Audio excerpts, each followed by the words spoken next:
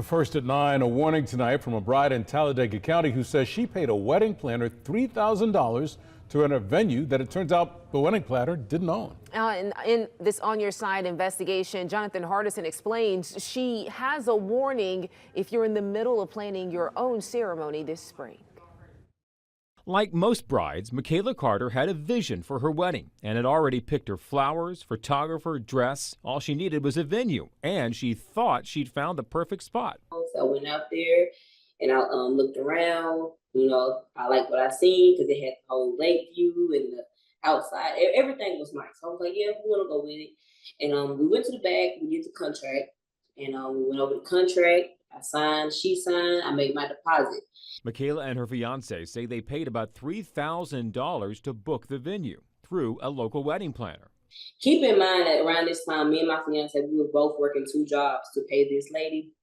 And then after we paid it off, I didn't really conversate with her about anything unless I had questions about the wedding. But things went south when Michaela called the venue itself and spoke to the actual owner and manager, who said they had no idea what she was talking about, and her wedding wasn't on their books. None of it was hers.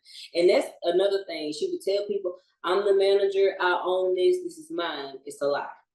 You know, so it was just all something in her head. She never owned it. Michaela says she reached out to the planner to demand her money back and says after at first getting an apology, the planner then ghosted her and hasn't sent a dime of it back. That's when Michaela posted her warning on Facebook and started hearing from 5 other brides telling similar stories she hadn't seen on the planner's page. And it was people leaving reviews, but she deleted the reviews off. And I'm like, it was most definitely there, but you couldn't get to it, you couldn't see it.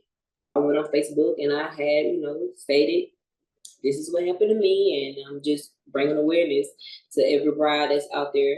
Watch out. So, what does Michaela recommend if you're a bride starting to plan your 2025 wedding? If anything, study your contract. That's anything. Study that contract, read it. Just read it. And if you have a question, blow that person's phone up. Because if you're paying somebody to do something, you want them to do it, right? So I just say, make sure they go by what they say. Jonathan Hardison, WBRC 6 News, On Your Side.